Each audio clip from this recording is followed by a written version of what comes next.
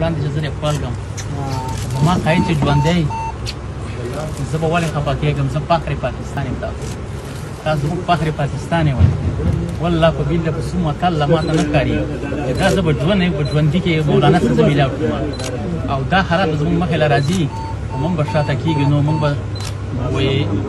ځان درته لوګېږم خو باڼه درته لوګېږم وایي دا زه تنها به بس یم خو جهان درته لوګېږم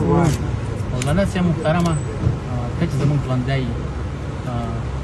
موږ فخر پاکستان ته ګڼو فخر خیبر پښتونخوا نو زه ډېر مشکور یم ستاسو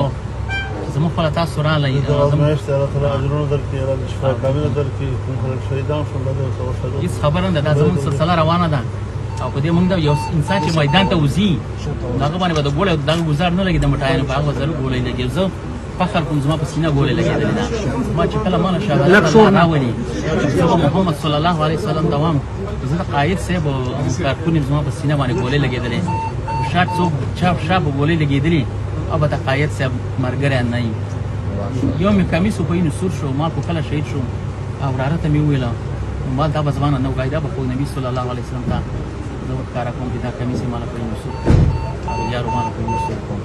موږ په تا فخر کوو او الله تعالی ډېر عمر درکړي انشاءالله الله به بدل کړي او زه ډېر خوشحاله یم زما څخه قاید صاحب میلاو کړي زه په ژوند باندې او موږ ته به دعاګانې کوي او موږ ډېر فخر کوو ګوره برقیه د یو ځل بیا خپلومه خفه کېږې به نه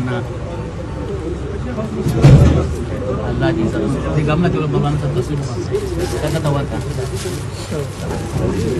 زما زخمونه روغ شي درالې زما ټول زخمونه روغ یا الله